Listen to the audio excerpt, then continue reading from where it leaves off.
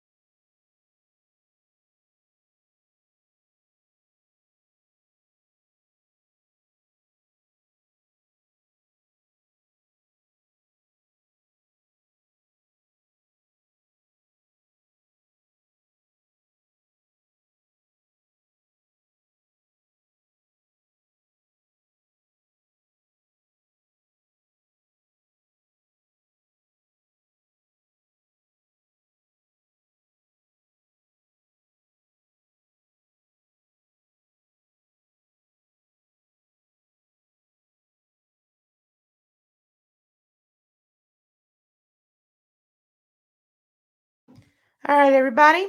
I think Joe was just checking to make sure that his audio is working. You should be able to hear me, Joe. If you can hear me, just let me know. Um, Greg, I've got my sound rolling. Can you hear me now? Can you hear me now?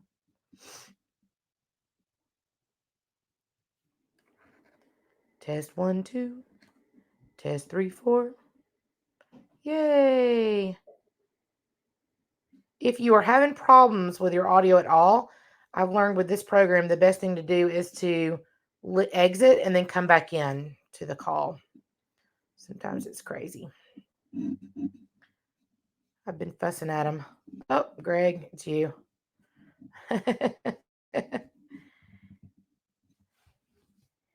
Okay.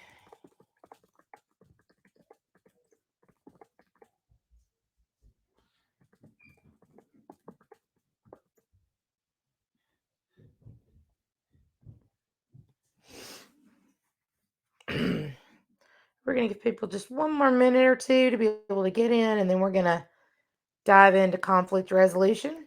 It's always interesting to me to hear where people are listening from today. So if you want to put over there in the chat box where you are today, that makes me super happy. I'm also interested if you are back in an office. So tell me that too. Where are you listening from? And are you returning to an office or are you working from home?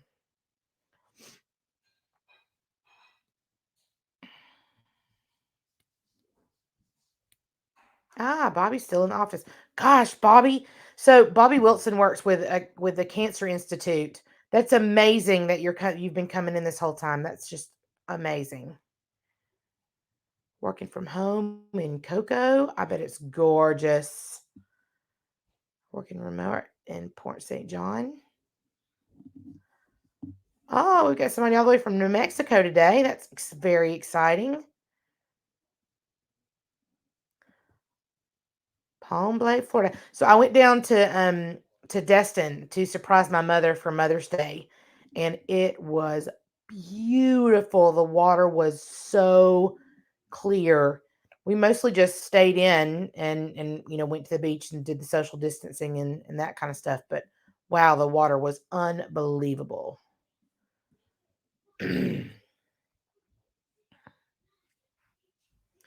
People from Madison, lots of my, I'm guessing my ERC people down in Florida.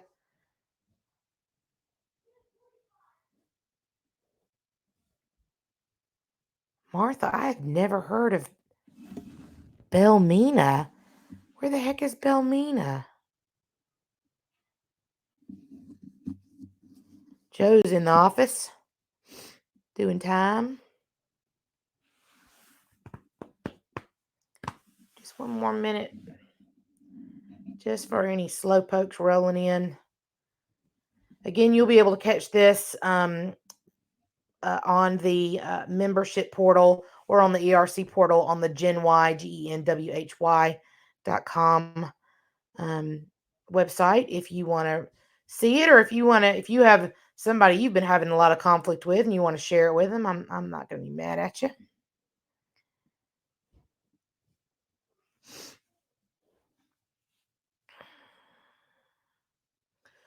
All right, so I've got 11:03, so we're going to get rolling, you guys. My name's Kristen. For those of you that don't already know me, super excited to be here to talk to you some more about conflict resolution. I am guessing, since we have just completed week 8 of the lockdown, that many of you have had a little bit of conflict over this time. The good thing is that like most communication teachers, I am definitely more of the perspective of do as I say, not as I do. Um, because it's easier to tell people what to do with their conflict than it is to get into it. Um, so super excited to be here with you and talk a little bit about conflict resolution, and yeah, we're gonna have a good time. So let me ask you this over here in the chat room: when you get into conflicts and you think about those little stir ups that you have. Now, some of you only consider it a conflict if there's an argument, but sometimes ignoring or holding your mouth or still saying nothing is still just the same. So, sorry, Joe is trying to get in. Try to exit and come back in. Um, if it's not, if he can't hear me now, it's on his end. But there's lots of ways that we have conflict, and sometimes saying nothing is still conflict, right? So I'm curious, when you think about the people in your life that you have conflict with, what are the topics that you have a tendency to have conflict with the most? In our family, it's almost always about money. So over in your chat box, what do you have conflict with the most frequently?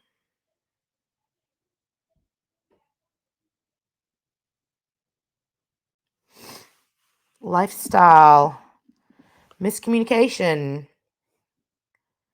money, and food choices. David, I feel you on that.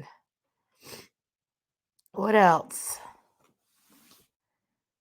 Janice, communication and work ethic. That's an interesting point. We can definitely talk a little bit about that as we go through.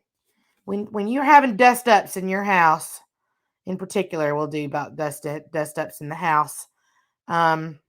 What do you normally a little bit fussy about? Yeah, sometimes just being by yourself, isolation stress. And what's interesting here is that for many people, they have different lives, and this is going to sound kind of strange, but it's 100% true. They have a work version of them, and then they have a home vision version of them. And the problem is that if a lot of your socializing happens at work, and you haven't been able to go to the office and have that happen, you've been in home mode a lot. And sometimes that's not the best version of us. Sometimes the best version of us is our work mode. And there's a great communication theorist. His name is Kenneth Burke. And he basically says that we're all actors. It's called acting theory. And basically what he says is that we play roles, based on who we come in contact with, so that we're never consistently the same person. No matter how much we're like, well, I am who I am.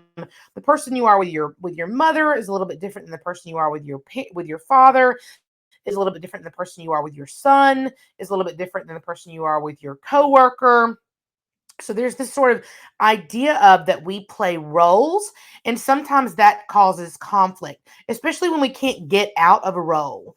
If you're in, for example, this idea of you get on work mode, and it's very difficult to get out of work mode sometimes. And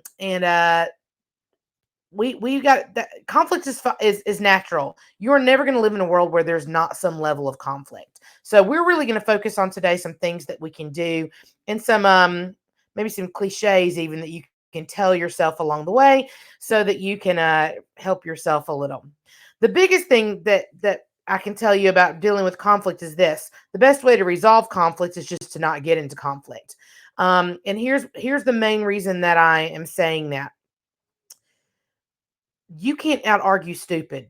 Okay. Do you hear me, people? You cannot out argue stupid. There are certain people that have viewpoints, and it doesn't matter how much information that you give them about something, they are going to look through their particular lens.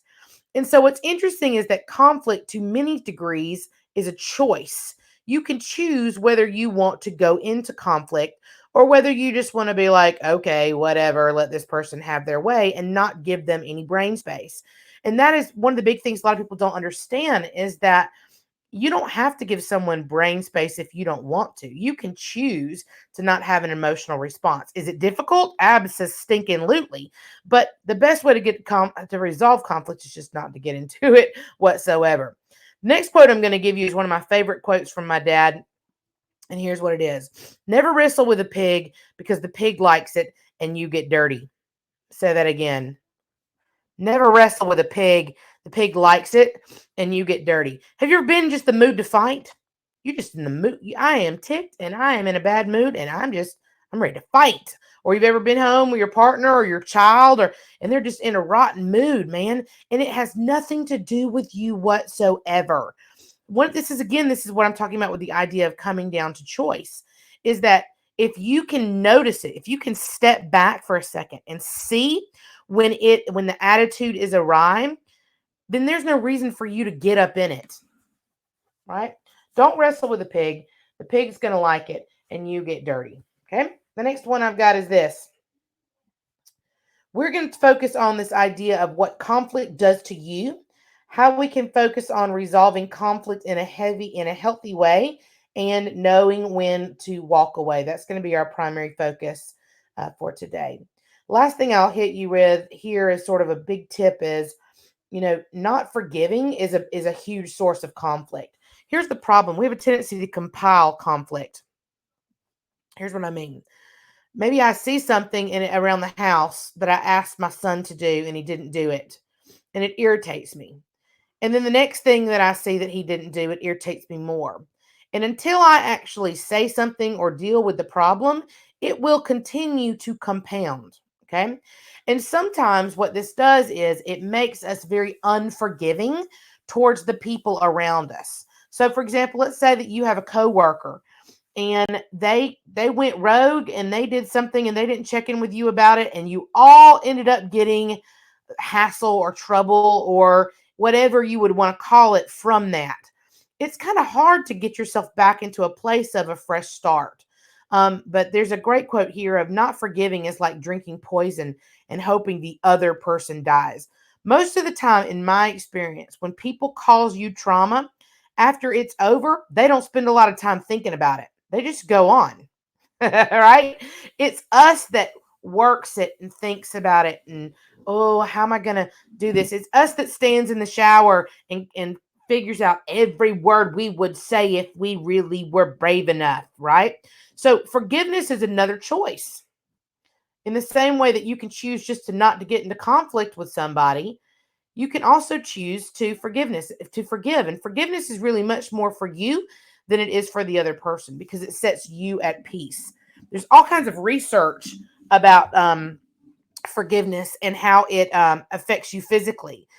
We see that people that don't forgive easy have more heart trouble, a lot more migraines, a lot more stress in their neck, pain in their back. And so, if you really want to be healthier, that sounds strange, not only mentally healthier, but physically healthier, then start learning how to forgive. Forgiving doesn't mean that they have to accept it, and it also doesn't mean that you have to forget what they did. And that's another big thing that you have to understand. You're still cautious, right? You just don't have the emotional drama that comes along with it. So why do we have a tendency to get into conflict? The number one reason why we get into conflict is we think we're right. Come on, y'all, that's just true. We have a tendency to get into conflict with other people because we are right. Great example would be if you're going to touch anything politically. You'll get into a conversation with somebody that's on the other side of an issue. And there's a part of you that looks at whatever it is that they've said on Facebook or they've said out loud, and you think, what the freak is wrong with you? How on earth? I'm right, you're wrong. How can you not see it my way? I'm right, you're wrong. And actually, sometimes it's somewhere in the middle. There are things that yes, we are right at about, and there's also some things that we're right about, and we don't need to say anything about it at all. It's okay for us to just, be quiet, right? And wait for it to play out the way that it is. But this is one of the reasons we get into conflict. We think we're right. The second one, this is a big one, you think you have to say something. Your job, dear friends on this call, is not to save the whole entire world. You don't have to say something unless you need to preserve the relationship or if it is going to cause harm. Okay? If it is going to cause harm to the person or to the people around them, then yes, you have to say something. But I'll give you an example. If I come in and I have told people to do the dishes and they haven't done the dishes, and I walk around the house yelling, screaming, grumbling, fussing, things like that, guess what? It doesn't make the dishes any cleaner. It lets them know I'm mad, which leads me to the next part of we feel better when we say what we want to say. We feel better. But then we end up spending a whole lot of time on damage control. I don't know if any of you are that way. You'll say something and, oh, you'll feel good. You won. You won that conversation. And then you spend the next 3 days being like, oh, I'm sick of being ignored. I'm sorry. I feel, damage control is way more work. Sometimes you can just, not say anything and let people, and listen, there are people out there that the only way that they get through conflict is time. That there's nothing you can say and nothing you can do. They just need time to work their way through it. And so you pushing it on your timeline is not necessarily going to make the conflict any better. Another reason why, and this is a big one, is that we have a tendency to ignore the perspectives of other people. Okay. So here's what I need you to understand. Your perspective is unique. There was no one else in the world that holds all of the lenses that you have. You look at your life through layers. Okay. So for example, you look at through your age, your generation, you look at your through your personality, you look at it through your gender. You look at it through your race. You look at it through your education level. How much money you grew up with. It has a huge impact on how you see work and other people and spending money. Through your religion. All these things stack up, you guys, that gives you the perspective. And I'll just give you an example and let you right here in the chat. Do any of you have siblings that you look at and you think, how on earth did we come out of the same family? Write it here in my chat. Do any of you have people that you look at and think, how are you like me? You grew up with the same parents, you grew up in the same house. How the heck is it that we are so different? And it's because we gain our perspective through our lenses, right? So like there's people here who are commenting and they say, I've got, you got four siblings and there's nobody that you're like. Yeah, because you're looking at your life through all kinds of different things, even things like your birth order, right? Older siblings have a tendency to look at things one way, middle siblings, youngest siblings. All of these things stack up. And the problem is with conflict is that we have a tendency to think that other people are looking through the same lens that we are looking through, right? So I'm going to give you this great example. There's a video here. I don't know if any of you have, I'm going to take that off because you don't need to see that. I don't know if any of you have been watching or have seen this particular video. Let me see if I can get in to show it to you. Share screen. Yep. Okay, I'm going to show you this because to me, it's just a beautiful example of how Generation Z is so different than other generations. They're so different that they have their own set of words. So I'm going to give you a second. We'll watch this video, and you'll see how different their perspective is than yours is. Hello, ladies and gentlemen. My name is Carl. So it seems like every other week, the kiddos of Generation Z seem to come out with new slang terms that, quite frankly, confuse the rest of us older generations. So the goal today is to learn how to speak some of that Gen Z lingo. And joining me today on how to translate some phrases is our favorite spokesperson for the Gen Z kids, my cousin Brock. Say hello, Brock. Brock, say hello. Stop. All right, let's get started.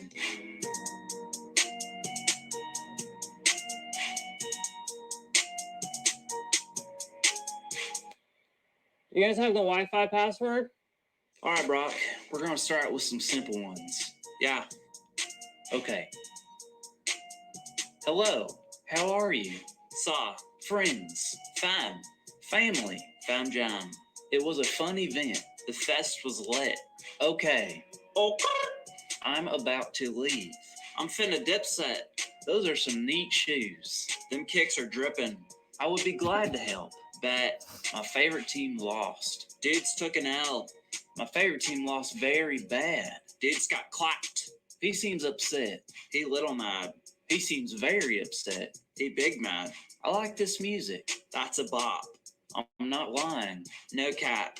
I'm sorry that happened to you. Oof. That's an interesting statement. Weird flex, but okay. I'm not a fan of these appetizers. These apps are booty. I completely agree with that statement. Facts. I agree. Yeet yeet. Excuse me. Yeet. Wow, that's exciting news. Yeet. Congratulations on your baby boy. Yeet. What does yeet even mean? Yeet is yeet. That doesn't help. It's like when fam comes slipping in with their dripping swag, jamming to some sick bop. And no cap, you know these facts are about to be litty fresh to death. You're like, oh. I'm not big mad at that bitty response. Yeet. I don't get it. Weird flex, but okay. I don't know. So I love this video. Oh, goodness, sorry. Every time I get tickled, I start laughing all over again, and then it makes me cough for some weird reason. But I'm just interested over there in the side. Tell me what you saw that you thought, holy cow, that is so different than me. I don't understand why he did what. Show me over there in your chat.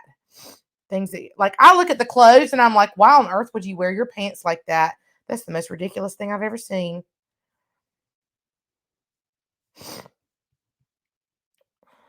What else? Chris says, I'm pretty sure he was speaking French. What did you look at and you thought, well, that's different. That's weird. Yes.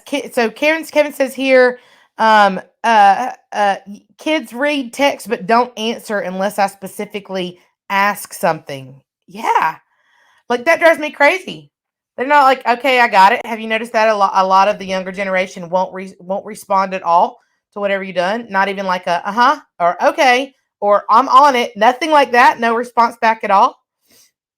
Why is it that they do that? So look at the clothes. Or we look at the idea of them looking at the phone and not making eye contact. I look at that as a Gen Xer. And I'm like, what? How can you not make eye contact? How can you not know how to make eye contact? And so what's interesting is that when we run across that stuff, we look at it and we're like, how can you not know that you're supposed to see it this way? And they look at us and say, How can you not know that I'm not ignoring you just because I'm on my phone and I'm talking to you at the same time? Right? So, this is what I'm trying to help you understand. Perspectives are filtered. We see lots of things through our particular lens, our environment, and that's not always going to make sense from group to group. Which brings me to my next concept, which is this: you don't know what you don't know. There are things that you have not experienced that you simply cannot understand because you have not been through them, right? So I'll just give you an example. One of my friends that's on here, Kevin Barry, has been through cancer, beaten cancer. I have not had cancer. I cannot understand the idea of mortality and valuing time in the same way that Kevin Barry can, simply because I have not been through that experience. So when I look at Kevin and I'm like, oh yeah, I know exactly how you feel. Kevin's like, no, you don't, right? Because his world is now filtered through that particular experience. So here's what I'm trying to help you understand. Sometimes you can't understand when you're getting in conflict with somebody where they're coming from because you did not live that experience prior to you. I'll give you a great example. So I think I told you earlier, a lot of the drama in our house revolves around money, right? That's just how it is in our particular house. And so when I was a child, my parents spent money like it was water, right? Because everything was about experiences. There was this sort of concept of you can, you'll only live once. You can't take your money to the grave with you. See as much of the world as you can, have experiences. And my parents were just teachers, okay? So we did that. And so what happened was my lens of the world is very much there's always more money to be made. I can always hustle more money. I don't need to freak out about it. I don't need to have $10,000 in my checking account because I can always hustle that money. That's my viewpoint based on my childhood and what I observed from my parents' perspective. My partner did not, my spouse did not have that same experience. His mom worked 3 jobs. His dad worked 2 jobs. They went on vacation maybe once a year, sometimes just that vacation with their grandparents. They didn't necessarily live paycheck to paycheck, but this sort of idea of spending money just to spend money to have experiences without having something tangible was not something that he was raised in. And so his concept of it is much more of a you don't know what's going to happen, so you should always have a backup plan. So here's what's interesting. Those two things cross into almost every single purchase that any single person makes, right? When you think about spending food, when you think about vacations, when you're talking about buying cars or buying houses, those two different childhoods give you a different perspective. And so here's what's interesting. I can make the choice to try to argue with my husband and make him see my way, or I can step back and realize he can't see my way because he didn't live the same experience that I did. And so what you do is instead you try to find some sort of compromise between the two worlds. You share your opinion, you share your experience, but you can't expect someone else to see the world through the same lens that you did. Okay. You don't know what you don't know. And if you haven't experienced certain things, you're not going to get it in the same way. All right. Everybody get this concept. If you get this concept, give me a thumbs up or a smile or a I want to see how you are reacting. Are you absorbing this idea that you don't know what you don't know? Good. Good. Because this will help you tremendously before you walk into the next set of conflict. Because what happens is you will begin to recognize that there might be a root that is not your root, right? There might be something that happened in their childhood, a trauma, an experience that gives them a totally different emotion around whatever it is that you are talking about. Example: if I didn't put the toilet paper on the toilet paper roll, my parents just yelled at me. Why'd you do that? That was crappy. And then they fixed it and they went about their world. If you had a parent that would beat you if you didn't put the toilet paper on the thing, you're going to have a different response to toilet paper being on the rack. Even something as small as that. Okay. All right. So, next thing I want to introduce you to is this idea of perspective. And I mean, you've got that already, but I want to kind of hit this one more time. All of these things come together: age, gender, what part of the country did you live overseas? Did you have any military that came into this? Were you raised in an urban environment or a rural environment? What's your money situation before? What was your parents' money situation? All of these things stack on top of each other. Your education level. It was so interesting when I taught at the University of Alabama in Huntsville. I would have students that would come home after their first winter break. They'd come back to college, and they had have friends that did not go off to college, and they'd say, "I literally can't have a conversation with these people anymore. I'm in a totally different mindset, different worldview based on what I have experienced just in one semester of education." And those things stack on top of each other. Okay. Religion, political beliefs, all of these things come together. Okay. I'm going to going past that. I'm going to go past that too. So the next thing I want you to understand is this idea of what's called three clever stories. Okay. So we understand that there's perspectives and that we filter the world through our perspective. The next thing I want you to get is this: we tell ourselves stories in order to make ourselves feel better. Here's the thing: people like people that are like them. We like people that are like them. For example, I'm a loud talker. I like loud talkers. Loud talkers are to be trusted. They speak their mind, right? How does someone who is quiet spoken feel about someone who is a loudspeaker? They're like, "Good Lord, you're obnoxious. Shut your mouth," right? We like people that are like us. And so when somebody is not aligned with us, is not on the same page as us, we begin telling ourselves stories to help us rationalize why that is happening. And the three clever stories that we tell ourselves most frequently is a villain story, a victim story, and a helpless story. Villain story, victim story, helpless story. Okay. So, villain story is this: they're out to get me. They don't like me. Perfect example. There are people that you work with or bosses that you've had that you've thought they just don't like me. And that's why they don't like my ideas. We're never going to say to ourselves, well, maybe my ideas are crappy and that's why people don't like them. We don't say that, right? We don't say that kind of stuff unless we've been, taught to think that way, which is another can of worms. But most of the time, people aren't thinking about you, right? But here's the thing: we'll do stuff like driving down the road, somebody speeds up behind us, and we're like, "They're tailgating me.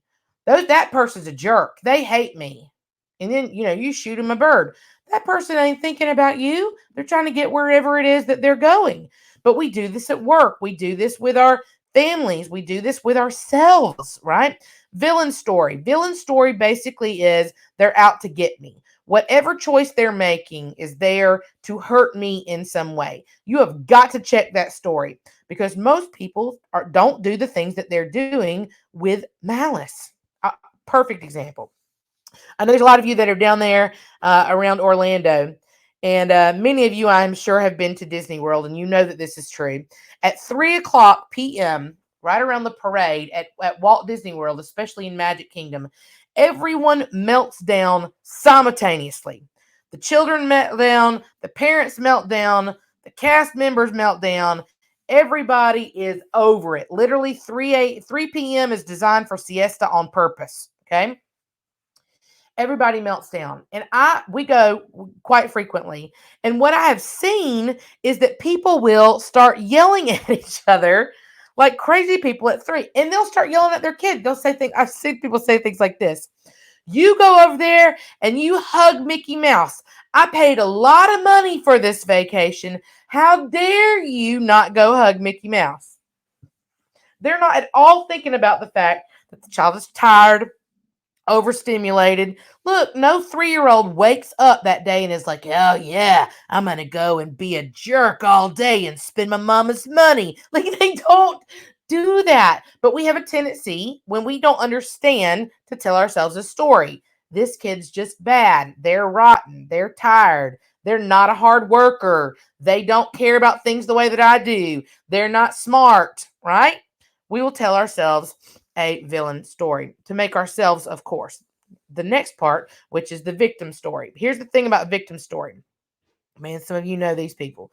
This is a, oh, everybody's out to get me. Poor, poor. My mother used to sing this all the time. Poor, poor, pitiful me. Poor, poor, pitiful me. She do it all the time. Poor, poor, pitiful me.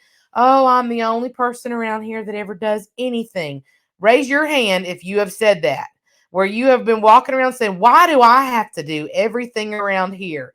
Now, what's so funny is then your 5-year-old, 6-year-old, 8-year-old, 12-year-old will say, why am I the only person? Why am I why do I have to do everything? And Johnny never has to do anything. Or like I'm a mom, I will look at my kids and say, why are you asking me? You realize that your father is standing literally right beside me. There is more than one person available. But I'll tell myself this victim story. I get the raw end. Why do I always get the crappy employees? Why can't I find anybody who's as passionate about this work as I do?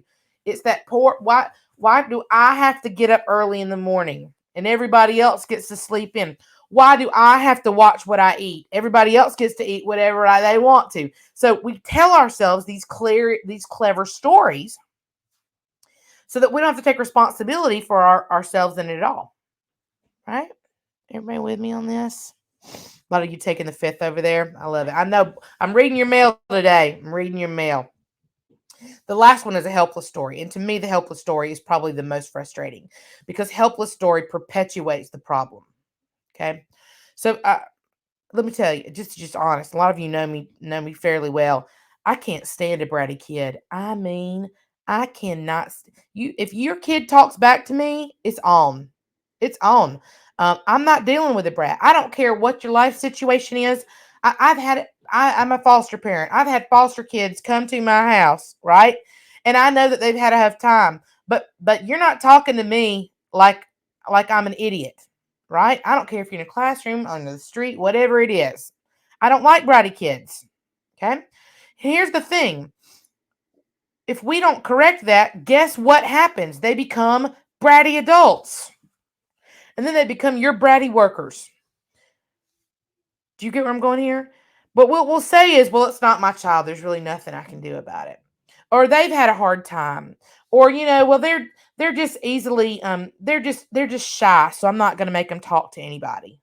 You with me on this? You're not helpless. If we want to give people their best possible shot to be their best possible selves, then sometimes you've got to come with the truth about it. I'll give you another perfect example. My father-in-law is 6'8". Okay. And he is about 350 pounds and he has a gray mullet. And he has been mullet. I'm not kidding you guys. And he's huge and he's always been huge. And the thing is that tall people can get away, and a lot of you that are shorter know this is true. Tall people can get away with voicing their opinion a bit more than shorter people can. It's just the truth, especially if they look like they could snap you in half like he does. So what's interesting is that my father-in-law has this habit of saying whatever comes into his mind. I mean, just whatever comes into his mind. I was in an airport one time. He walked up to a girl. We didn't know the girl. Walked up to her and said, you know what? You'd be really pretty if you put some makeup on. What in the I was so embarrassed. I basically ran off. Okay. He comes into, and here's what's interesting. Nobody corrects that because that's just G. That's just how he is. He's just one of those kind of people. Some of you have these kind of people in your life where they say, well, I'm just blunt. And you want to look at him and say, no, you're just a butthole. Right? Because that using that cop out, that helpless, this is who I am. Right? What you have said is that everyone else should have to accommodate me and my style of communication, and I shouldn't have to accommodate anyone else's style of communication, right? So here's the thing. So you'll get into a relationship with you'll get into a dust up with your partner or your worker, and you'll say, well, I just have to tell you. I have to tell you how it is. That's just my nature. Is it? Is it? Or is it something that you could be working on and correcting? Right? Don't buy the stories, the 3 clever stories. They are not a villain. You are not a victim 9 times out of 10. and you are not helpless to fix your current situation.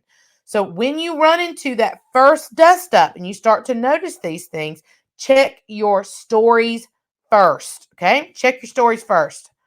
All right. The next thing I want you to do, and this is going to be super fun for you, I'm going to give you another website. Hopefully, you can open up another, for those of you that are there. We're going to take a little online test. I'm going to show you where to go. If you go right here is the site that we're looking for. It is vitalsmarts.com. If any of you can open this over to the side, vital, smarts.com /style under stress assessment. Okay.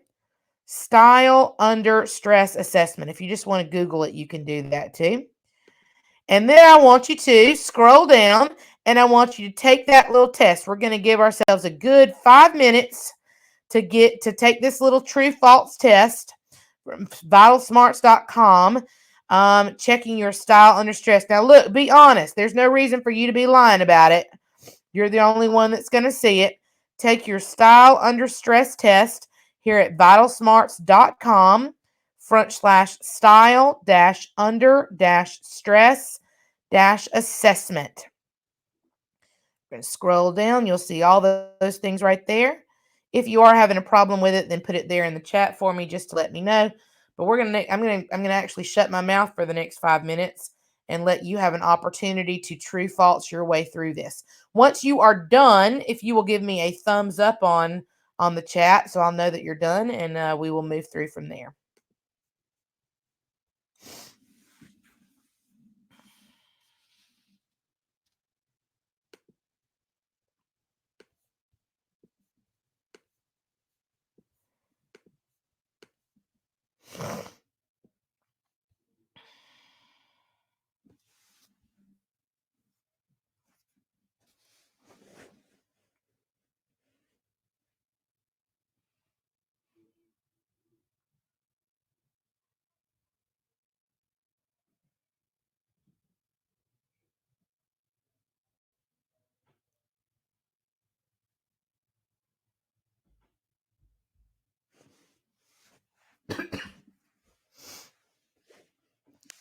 Tell the truth. Don't just write what you think other people want to hear.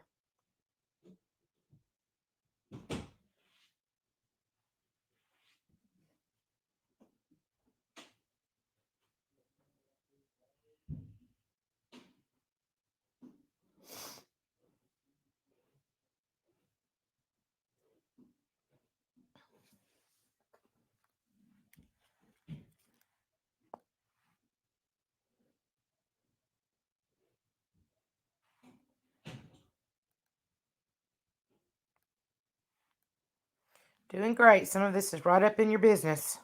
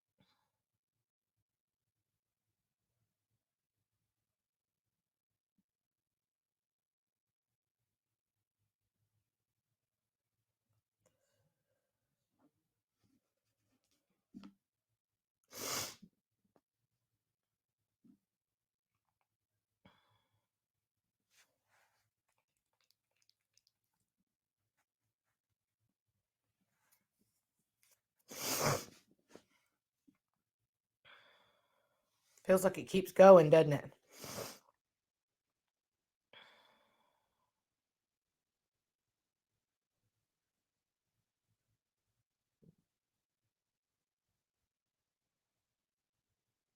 Greg's already done.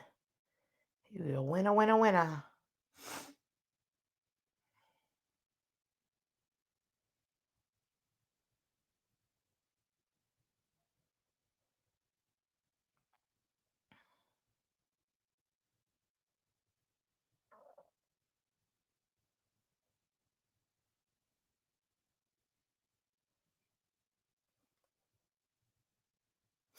Give you about 1 more minute to finish up.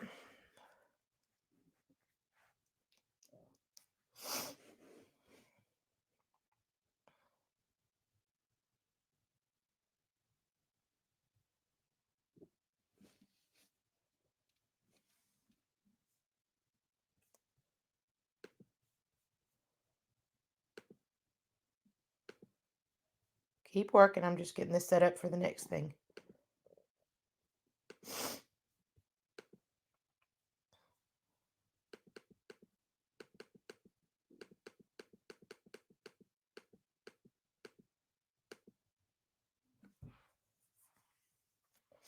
Lots of people getting done. That's good.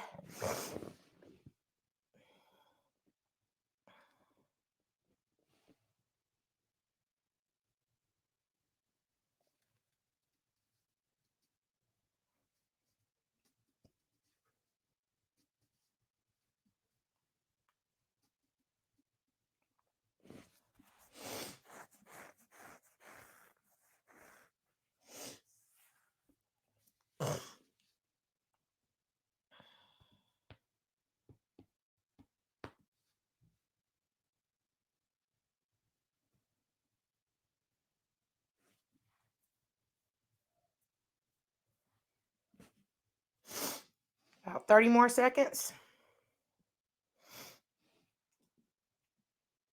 Some of you, your stress is increasing every time I call out of time.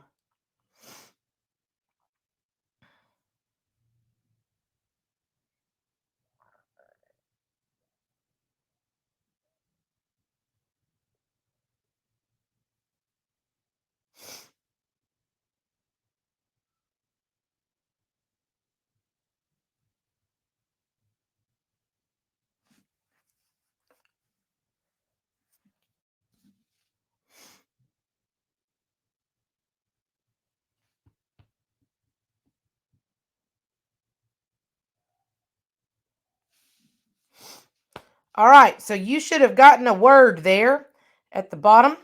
You either went towards silence or violence. So I'm interested. Pop there in the chat one, which was your majority. Do you mostly move to silence or do you mostly move to violence?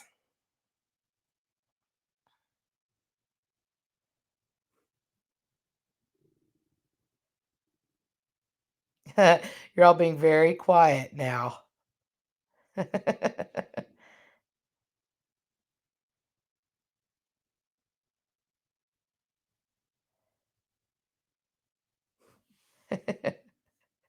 Ooh, Greg's equal in both. Way to go. Me, no, not shocked to me, Bobby. I'm that same way. In the middle. Awesome, awesome. Good. So here's what's interesting. Now, here's the thing. We all know what to do when we're on our best behavior, right? It's when we're under stress that we're interested in right now. When we're at wit's end, when we're overtired, maybe we're sick, when we're right, maybe we've had this same conversation 59 times before now. It's the style under stress, not when you're calm and you have totally time to think it through. What do you do when things spring up on you? So let's walk into this idea of violence first, okay? So both of us that are more on the violence, I'm more on the violence side. I would honestly rather have it out. I almost feel like it's cleansing, right? To just get it out of my brain and get it out there.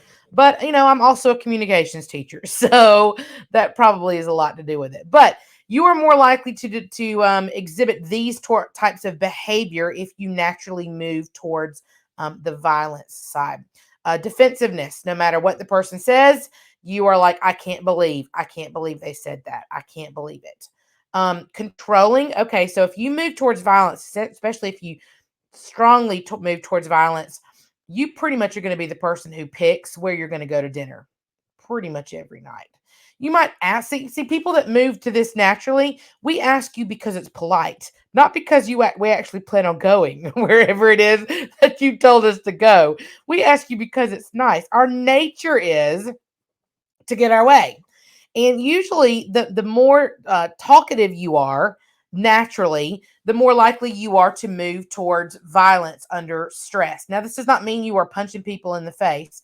It means that you are exhibiting these behaviors. Labeling. So people that move towards violence have a tendency to use more you always, all Republicans, all Democrats, all men, all women, right? A lot of labeling. You always, you never, right? They move towards that a lot. Some of you are definitely seeing people in your relationships where you're like, oh, okay, this is what's going on. Attacking, so they'll find one thing. I'll give you a great example. I have a tendency to say to my 8-year-old, "Up, you got me on a technicality," and here's what I mean. If I give him something to do, and I don't say it very, very specifically, and there's another word or time or anything like that could go through, he'll work it through. So, for example, I'd say, I need you to clean up the dishes. And then I come back later and the dishes aren't clean. He'll say, well, you didn't say that you needed me to clean up the dishes right now. Right? That is an attacking viewpoint. You are looking for one or two things to make sure that you get your particular way. Also, people that are on move towards violence naturally have a tendency to exhibit more power plays. Because I'm the mom, because I'm the boss, because I've been here longer. Any of this sounding familiar to you? We have a tendency to do that. So here's the thing, and we'll spend some time eventually talking about this idea of power. All communication goes through two main lines: culture and power. And we naturally want to retain power as much as possible. And so we're people that move towards violence have a tendency to be more explicit in their power plays. Now, the interesting thing is that silence, here I'm going to move back to this for a second. You people who move to silence have a tendency to think you are doing the right thing. But here's your problem, silence. You have a tendency to let it bubble up, don't you? And it gets more and more and more and more. And suddenly, when you do decide to let it go out, you tell people everything they have done wrong in the past 3.5 years to hurt your feelings. Silence is not resolution. Violence, I agree, is not the you can't be in dialogue and be defensive and controlling and labeling and attacking and all that kind of stuff. But you also can't ignore it and get it resolved either. Okay. So, what are things that we normally see when it comes to silence? Number one is this concept of what's called masking. There's a lot of you on the silence, so I'm going to spend a little more time on that. Masking is saying that you're fine when you're not, right? And usually, if you really, really are conflict avoidant, you've got this to an art. You can even make your face look like you're not having a problem. No, I'm fine. Everything's good. I'll give you my example. My violence version of example is when I walk through Target and I grit my teeth at my children and I say, I'm going to kill you later on because you are acting like a fool. But I have a big, beautiful smile on my face while I do it. That's masking. Masking is this idea of acting like nothing is wrong, even though things are wrong. And this is a big reason why I've had friends that have gotten divorced and they've said it came out of nowhere.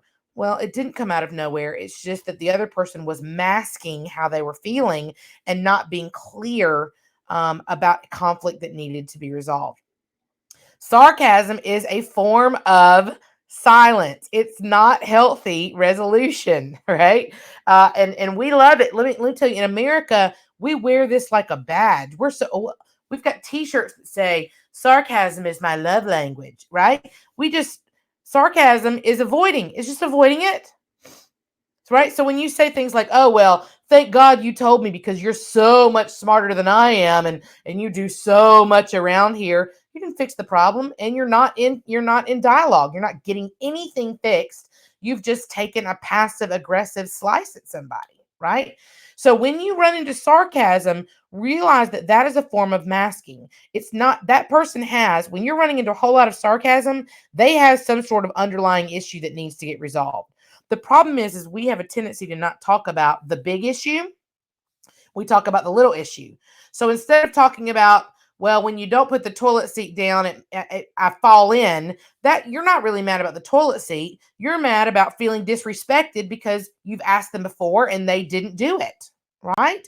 So address the real issue. Sarcasm doesn't address the real issue. Avoiding is a big one that silence have a tendency to do. And I even had a student said, "Well, I was always told that avoiding was taking the high road." Well, only if you plan on ignoring that from now on and not thinking about it, giving any brain space or letting it add up.